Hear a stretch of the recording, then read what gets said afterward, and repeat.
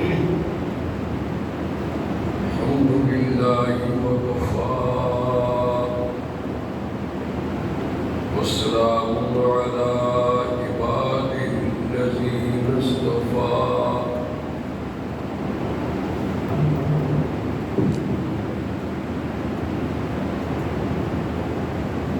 أما بعد أعوذ بالله من الشيطان الرجيم بسم الله الرحمن الرحيم وإذ غدوت من أهلك تبوئ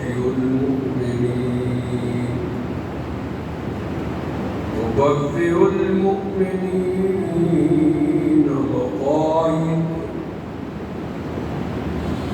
مقاعد للقتال والله سميع عليم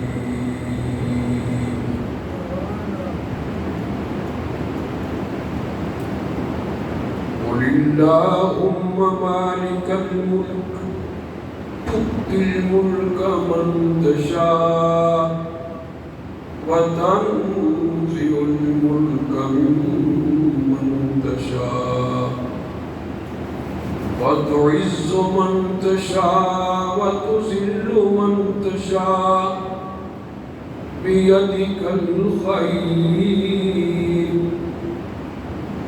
تولج الليل في النهار وتولج النهار في الليل تخرج الحي من الميت وتخرج الميت من الحي وترزق من تشاء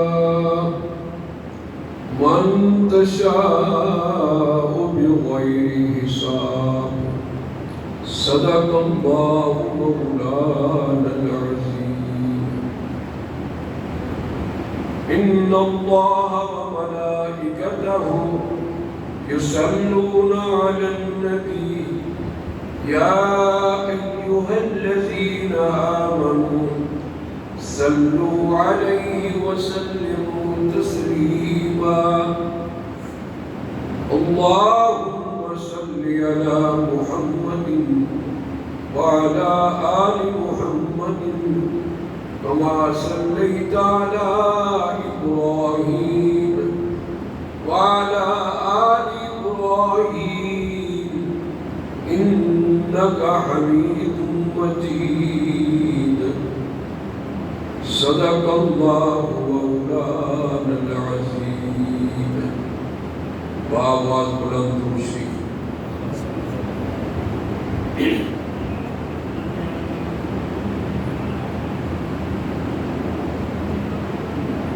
اس اللہ کا لاکھ لاکھ شکر ہے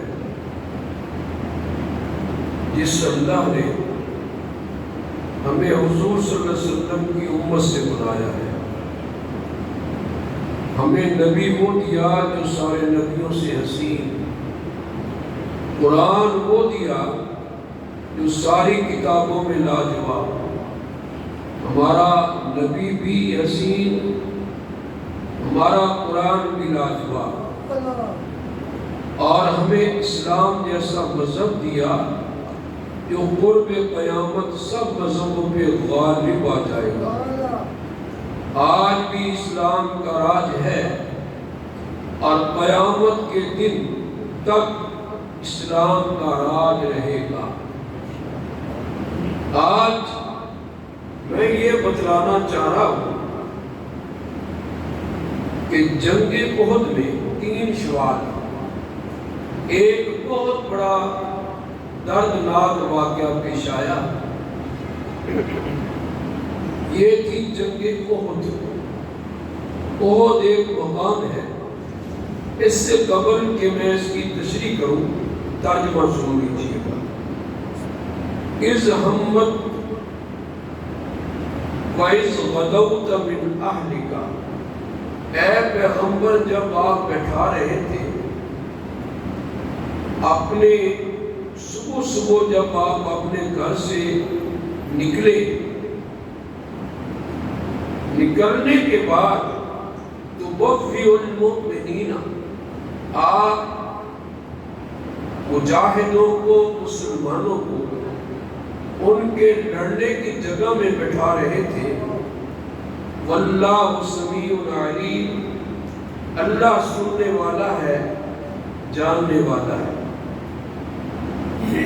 یہ جو مقام احد ہے، علماء نے لکھا ہے کہ یہ سارے پہاڑوں سے افضل ہے، اور احد احد سے نکلا ہے۔ جیسے احد کا کوئی مقابلہ نہیں ہے، اسی طرح احد پہاڑ کا بھی کوئی مقابلہ نہیں ہے۔ رسول اللہ صلی اللہ علیہ وسلم نے ارشاد فرمایا ہے، احد پہاڑ سے محبت کیا کرو، یہ ہم سے محبت کرتا ہے اور ہم احد پہاڑ سے محبت کرتے ہیں۔ رسول اللہ صلی اللہ علیہ وسلم نے ارشاد فرمایا ہے کہ احد جنت کے دروازوں میں ایک دروازہ ہے۔ رسول اللہ صلی اللہ علیہ وسلم نے فرمایا ہے کہ احد جنت کے پہاڑوں میں ایک پہاڑ ہے، اور حضور صلی اللہ علیہ وسلم نے ارشاد فرمایا ہے کہ احد اپنے عظمت اور مرتبے کے لحاظ سے بلند ترین پہاڑ ہے۔ احد کے مقام پر ایک بہت بڑی جنگ ہوئی۔ میں یہ عرض کیے دیتا ہوں، احد صرف حضرت حمزہ رضی اللہ تعالیٰ عنہ کے خون کا امین نہیں ہے، اور حمزہ کون ہے؟ سید الشہداء، سارے شہیدوں کا سردار۔ اور پھر حضرت حمزہ کو رسول اللہ نے یہ لقب دیا ہے، اور یہ لقب کسی اور کو نہیں ملا۔ بڑے بڑے شہید گزرے، بڑے بڑے فاتح گزرے، بڑے بڑے لڑنے والے گزرے، لیکن رسول اللہ نے حضرت حمزہ کو کہا کہ تو شہیدوں کا سردار ہے۔ یہ جو احد پہاڑ ہے، اس کے دامن میں رسول اللہ کا مقدس خون ہے۔ اسی لیے رسول اللہ نے فرمایا، جب احد پہاڑ کے سے گزرو تو اس کے پھل کھا لیا کرو، یہ ہم سے محبت کرتا ہے۔ تو احد کے حوالے سے آج آپ سے چند ضروری باتیں کروں گا۔ اللہ مجھے شرح صدر دے اور آپ لوگوں کو عمل کرنے کی اور ہمیں توفیق عطا فرمائے۔ ایسا آپ لوگوں کو نیند آنی شروع ہو گئی ہے، گرمی شدید ہے، پنکھے تیز ہیں، موسم اب اچھا ہے، انشاءاللہ آپ تھوڑا سا زندہ ہو کر کریں۔ آپ کو نیند آ گئی، چل جائے گا کام، مجھے نیند آ گئی پھر کیا کروں؟ حضور صلی اللہ علیہ وسلم کو ایک خط ملا، اور یہ خط حضرت عباس نے لکھا رضی اللہ تعالی عنہ۔ حضرت عباس رضی اللہ تعالی عنہ مکہ میں رہتے تھے، اور مکہ میں ایک بہت بڑی میٹنگ ہوئی سرداروں کی، اور انہوں نے مل کر کہا کہ بدر کے جو مقتول ہیں ان کا خون ڈیمانڈ کرتا ہے، مطالبہ کرتا ہے کہ ہم ان کا بدلہ لیں، لہذا جو پروفٹ ہمیں ملا ہے تجارت میں وہ تو نہیں دیں گے، اور جو اصل ہے رقم وہ مالکوں کو واپس دے دی جائے گی۔ 50,000 دینار یہ نفع تھا۔ انہوں نے 50,000 دینار کا سامان خریدا، اسرا وغیرہ، صرف مسلمانوں کے لیے۔ اور اس میٹنگ میں پاس یہ ہوا، عورتیں، مرد، بہادر، اور مکہ کے ارد گرد ہر جگہ اعلان کر دو کہ ایک بہت بڑا لشکر لے کر مدینے کی اینٹ سے اینٹ بجا دو، ہم پیغمبر کے وجود کو برداشت نہیں کرتے۔ ہماری ثقافت اور ہے، پیغمبر کی ثقافت اور ہے، ہمارا مذہب اور ہے، پیغمبر کا مذہب اور ہے۔ وہ ایک خدا کا قائل ہے، اور ہمارے لاکھوں خدا ہے، لات ہے، عزا ہے، منات ہے، ایک دوسرے سے بڑھ کر ہے۔ اور ہمارے باپ دادا نے ان خداؤں کی پوجا کی ہے، ایک خدا کیسے اتنے خداؤں کا مقابلہ کرے گا؟ اور پھر یہ بھی دل میں آیا کہ جنگ بدر میں 70 مشرک قتل ہو گئے اور 70 قید ہو گئے، 70 قتل، اور وہ مرے جو بہت بڑے سردار تھے، ان کی نیندیں اجاڑ ہو گئی، ان کا آرام اجاڑ ہو گیا، ان کو سمجھ نہیں آ رہی کیا کرے۔ پہلے بھی وہ ایک خدا تھا، اب بھی وہ ایک خدا ہے۔ پہلے بھی نبی اسی ایک خدا کا ماننے والا تھا، آج بھی پیغمبر کی آواز یہی ہے کہ قل هو اللہ احد۔ بہت بڑا جلسہ ہوا، بہت بڑی میٹنگ ہوئی، سردار کی عورتوں نے کہا ہم بھی ساتھ جائیں گے۔ 15 عورتیں جن کا کام تھا کہ مجاہدین کو اکساؤ اور ان کو بتلاؤ کہ اگر تم جیت گئے شراب کباب ہماری جانیں حاضر ہیں، اگر تم ہار گئے ہمارا تمہارے ساتھ کوئی تعلق نہیں ہے۔ ایک بہت بڑی پلاننگ تھی، بہت بڑا پروگرام تھا۔ کفار مکہ نے میٹنگ کی، حضرت عباس نے خط لکھ دیا رسول اللہ کی طرف، کافر آ رہے اور یہ پہنچنے والے ہیں، اور ان کا لشکر 3000 ہے۔ کتنا؟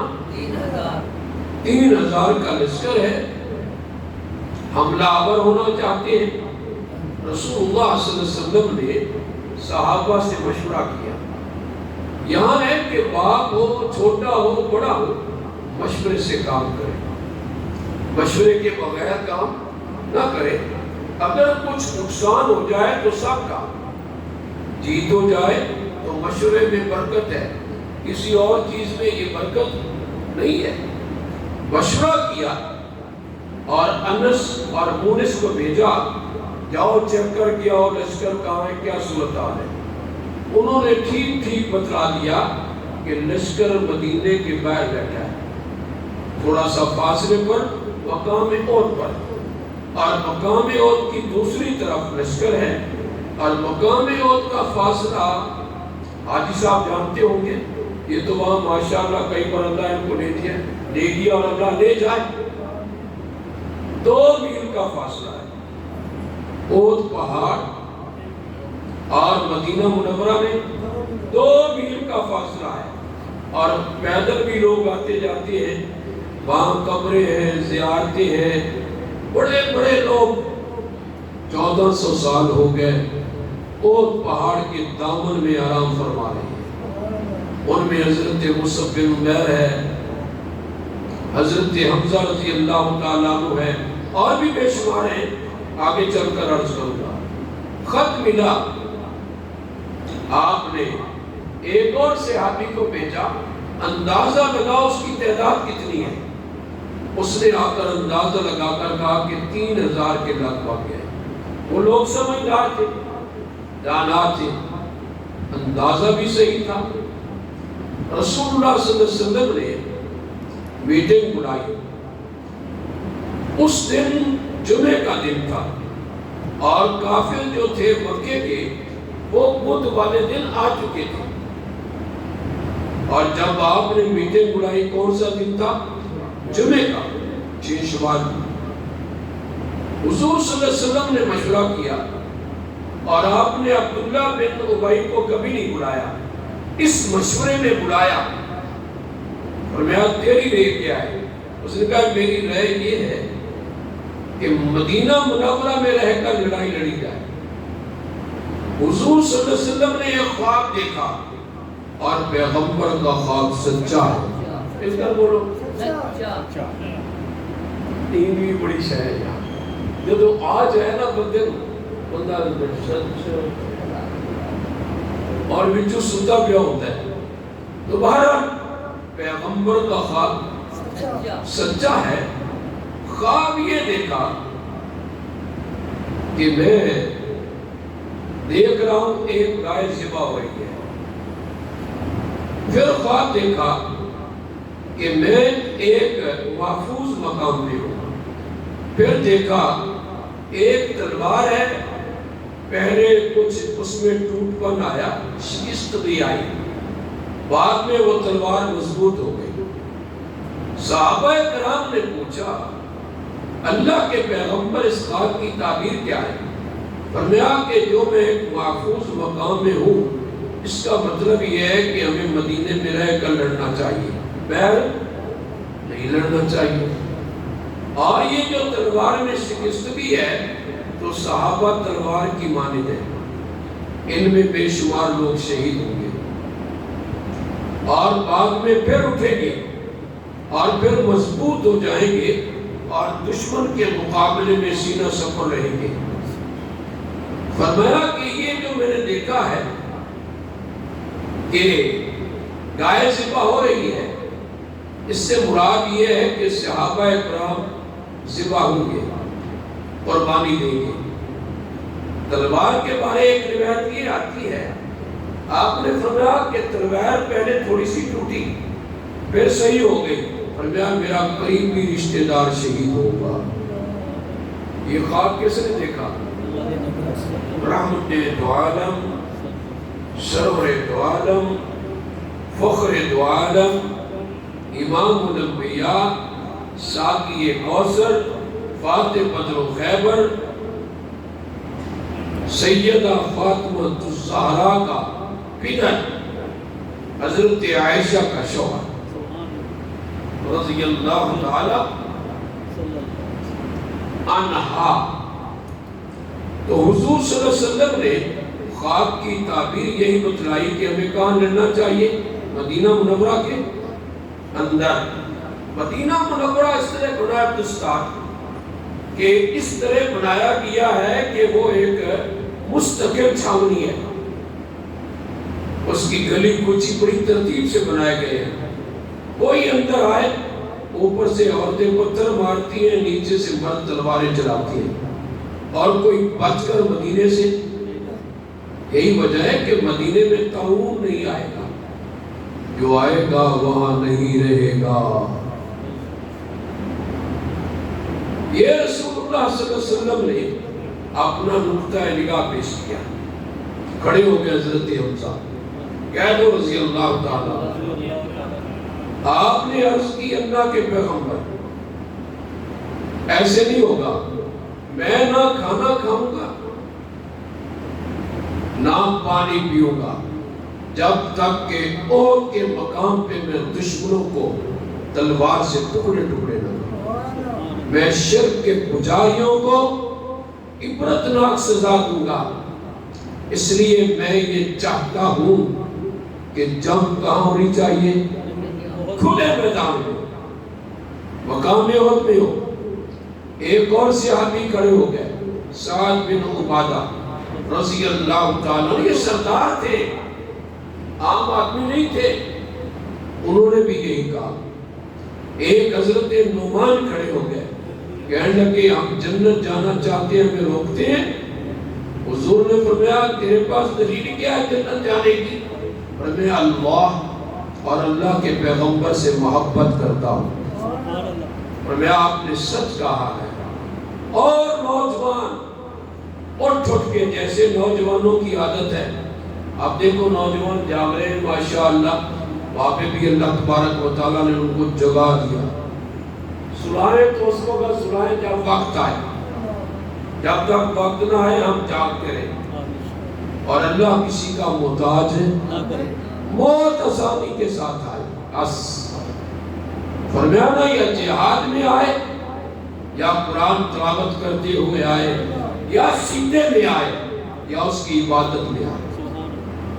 تو میں عرض کر رہا تھا حضور صلی اللہ علیہ وسلم نے جب سنا کہ نوجوانوں کے تیور بدلے ہوئے ہیں اور یہ چاہتے ہیں کہ ہم کھلے میدان میں لڑیں، تو رسول اللہ نے لشکر کو تیار کیا. چلو تیاری کرو. آپ چلے گئے آپ نے حجرے میں جمعہ پڑھایا، جمعے میں خطبہ دیا جہاد کا کہ جہاد فرض ہے، اور جب تک مسلمان قوتیں جہاد کرتی رہے گی کورونا ان کا کچھ بگاڑ، کورونا اس دن بگاڑے گا جب تم جہاد چھوڑ دو گے۔ اب کیا کورونا کے خلاف جہاد کرو، نظر تے ہوگا نہیں، یہ دنال جہاد کرو، یہ درست ہے۔ کورونا بیماری ہے، یقیناً ہوگی، اور یہ بھی درست ہے کہ ہمیں احتیاط کرنی چاہیے، اس میں شک نہیں۔ اس بارے میں حاجی صاحب کے ساتھ ہوں کہ احتیاط کا ہونا ضروری ہے، عقل بھی چاہتی ہے اور دلائل بھی اس پر دیے جا سکتے ہیں، اور اس کا ایک ہی علاج ہے الجہاد، الجہاد۔ جب تک مسلمان تلوار لے کر میدان میں آتے رہے، کفر ان کے سامنے کھڑا، اب کافر بھولتے ہوئے ہیں۔ امریکہ کی حالت تو اللہ نے ویسے ہی پوری کر دی ہے، آپس میں ٹکرا رہے ہیں، یہ تو آپ نے کیے۔ یہاں میں ایک بات کرنا چاہوں گا حاجی صاحب، یہ کیوں آ رہی ہیں بیماریاں؟ ہر گھر پریشان کیوں ہے؟ میرا مطالعہ ہے کہ یہ ہمارے گناہوں کی سزا ہے۔ جب کوئی قوم گناہگار ہوتی ہے، اللہ اس قوم کو کیا دیتے ہیں؟ سزا دیتے ہیں۔ یہ سزا مل رہی ہے ہمیں، استغفار ہم نہیں کرتے۔ جہاں بچیوں کو زندہ ظلم و ستم کا نشانہ بنایا جائے، جہاں سود کو جائز قرار دیا جائے، جہاں قتل عام ہو بازاروں میں، وہاں امن قائم ہوگا جب تمہارے دل میں امن قائم ہوگا۔ اب جب دل میں امن قائم نہیں ہوگا تو گلیوں میں بھی امن قائم، تو رسول اللہ نے اجازت دے دی۔ آپ نے جمعہ پڑھایا، خطبہ دیا، اور فرمایا الجہاد ماضٍ الی یوم القیامہ، جہاد قیامت کے دن تک جاری رہے گا۔ آج اگر کوئی مرزائی، غلام محمد قیادیانی جہاد کو ناجائز قرار دیتا ہے تو وہ خود ناجائز ہے۔ جہاد کی میں ظہور الہی کے بیٹے، کیا نام ہے، پرویز الہی کو سلام عقیدت پیش کرتا ہوں، جس نے کمال کر دیا اور واضح کر دیا کہ جھوٹی نبوت کے ساتھ ہمارا کوئی اتفاق نہیں ہے۔ ہمیں زندہ چھوڑو مارو، ہر قربانی کے لیے تیار ہیں، لیکن رسول اللہ کا جھنڈا بلند ہو کر رہے گا۔ دنیا کی کوئی طاقت اس جھنڈے کو سالبو نہیں کر سکتی۔ رسول ہمارے دلوں میں بستے ہیں، پیغمبر ہماری شان و شوکت ہے، پیغمبر ہماری عظمت کا نام ہے، پیغمبر ایک اس ٹھوس اور مضبوط ترین عظمت کا نام ہے جو اللہ کے سوا کسی کے آگے نہیں جھکتی۔ ہم کیسے مان جائیں؟ تو میں عرض کر رہا تھا، آپ نے جمعے کے بعد جب صحابہ کرام کا جذبہ دیکھا تو حضرت ابو بکر رضی اللہ تعالیٰ عنہ، حضرت عمر، دونوں کو لے کر حجرے میں گئے اور 2 زریں پہنی۔ کتنی؟ پیغمبر سپہ سالار بن کر جا رہا ہے، تم بھی سپہ سالار ہو نا، آؤ پیغمبر کی سپہ سالاری کو دیکھو۔ ہم اپنوں کو مارتے ہیں، وہ غیروں کو مارتے تھے، دشمن کو مارتے تھے۔ آج رسول اللہ ایک وقت مسلح پہ کھڑے ہیں، ایک وقت جج ہیں، آج سپہ سالار بن کر جا رہے ہیں۔ اور قرآن کی آیت پوری اتری ہے، لَقَدْ كَانَ لَكُمْ فِي رَسُولِ اللَّهِ أُسْوَةٌ حَسَنَةٌ۔ میرے پیغمبر کی پیروی کرو، مولوی ہو تم بھی کرو، مسٹر ہو تم بھی کرو، ادنا ہو تم بھی کرو، غریب ہو تم بھی کرو، امیر ہو تم بھی کرو، میں نمونہ بنا کر بھیج رہا ہوں۔ رسول اللہ نمونہ بن کر آئے. آپ نے 2 زریں پہنی. کتنی؟ 2 زریں. اور تلوار حمائل میں کی اور نکلے. خود پہنا ہوا، زریں پہنی ہوئی. ادھر صحابہ کرام کو سمجھ آ گئی. حضرت سعید بن حضیر نے کہا تمہیں کیا ہو گیا؟ جو رسول اللہ کی رائے اس کے مخالفت نہ کرو. صحابہ جاگ گئے. تم ابھی بھی سوئے پڑے ہو. صحابہ جاگ گئے اور فرمانے لگے کہ اللہ کے پیغمبر ہم سے غلطی ہوئی ہے. ہم وہی کو چاہتے ہیں جو آپ چاہتے ہیں. یہاں لفظ جو ہے سننے کے قابل ہے.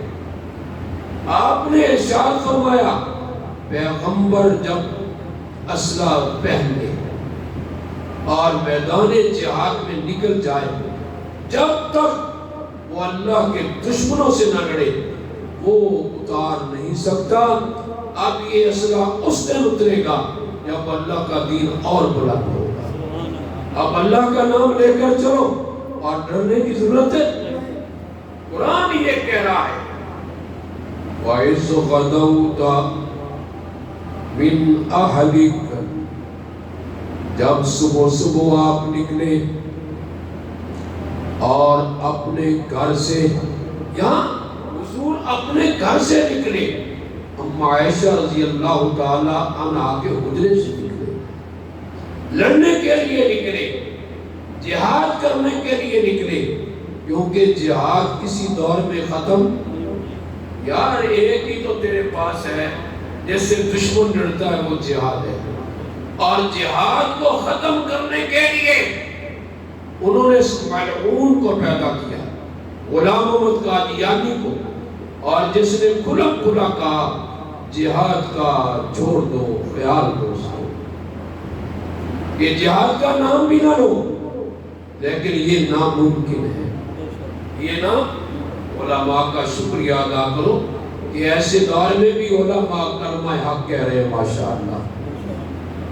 ابھی آگے کیا ہوگا وہ اللہ بہتر جانتا ہے، لیکن علماء سینہ سپارے.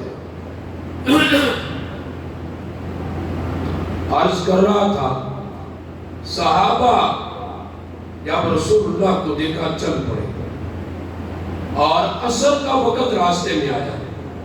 عصر کی نماز پڑھی چل پڑے، آگے چلے، رات آ گئی. جب کافر مدینہ منورہ کے قریب آئے، ساری رات مدینہ منورہ پہ پہرا رہا. سعد بن معاذ، سعد بن عبادہ، حضرت اسید بن حضیر تلواریں لے کر ساری رات چکر کاٹتے رہے. اور راستے میں جب رات آئی پیغمبر سو گئے اور ایک صحابی پیڑ میں کھڑا رہا. یہ سفر گزر گیا.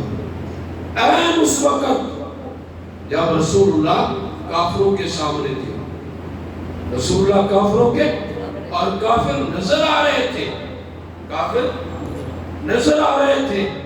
اس وقت رسول اللہ صلی اللہ علیہ وسلم نے کیا دیکھا کہ عبداللہ بن ابی کھڑے ہو گئے اور کہا میں 300 اپنے لشکری لے کر واپس جا رہا ہوں.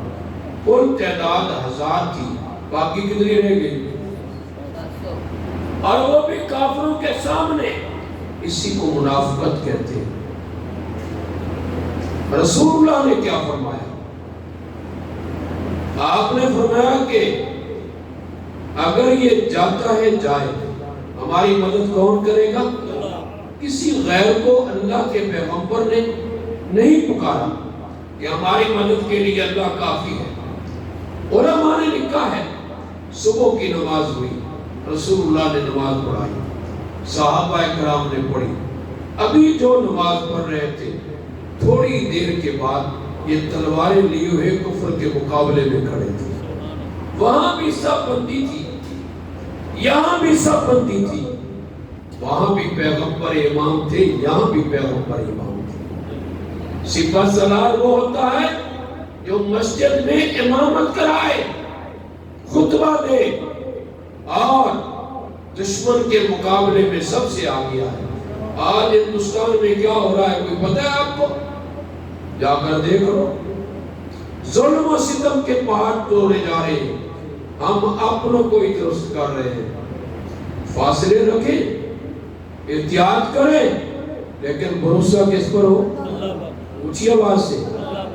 اور میرے آقا نے خطبہ دیا، آپ فرمایا غور سے سنو، جو اللہ نے تمہارے لیے رزق دنیا میں رکھا ہے، جب تک وہ رزق کھا نہیں لوگے تمہیں موت نہیں آئے۔ یہ خطبہ دیا رسول اللہ نے۔ اب یہ کافر ہیں اور ادھر کون کھڑے ہیں؟ مسلمان کھڑے ہیں۔ ساتھ ساتھ میں قرآن کی بارش بھی کروں گا۔ بہت میرے دل میں آج کئی چیزیں ہیں، اللہ مجھے توفیق عطا فرمائے۔ کچھ بارش ہو گئی، کچھ آپ سست ہیں، کچھ حالات ہیں۔ رسول اللہ کے سامنے کافر کھڑے ہیں 3000۔ ابو سفیان کھڑا ہو گیا۔ کون؟ بھائی اس کو بند کر، اس کو سیٹ کرو۔ دو سپیکروں کے قابل اثر نہیں ہوئے، ایک بھی نہیں چل رہا۔ رسول اللہ صلی اللہ علیہ وسلم نے ایک خطبہ دیا، اور خطبے میں کافر سامنے کھڑے ہیں پہاڑ کے ایک دامن میں، اور مسلمان ادھر کھڑے ہیں۔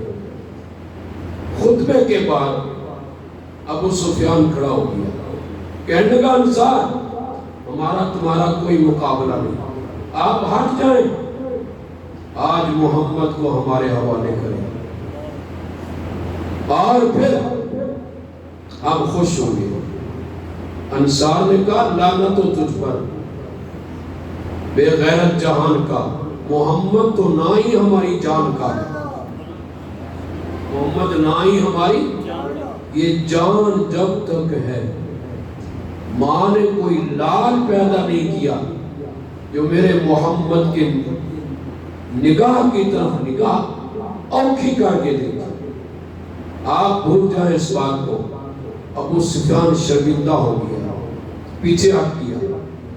اب لڑائی شروع ہونے والی ہے۔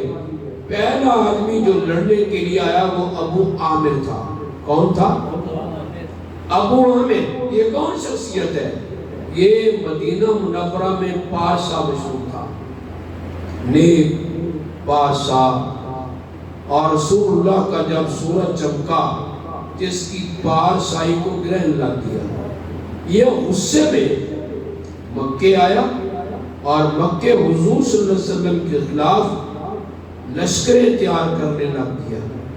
اور اس کا یہ خیال تھا قبیلہ اوس جب مجھے دیکھے گا کہ وہ میرا قبیلہ ہے، وہ حضور کو چھوڑ دے گا اور مجھے سینے لگا لے گا کہ میری بلی بلی ہو جائے گی۔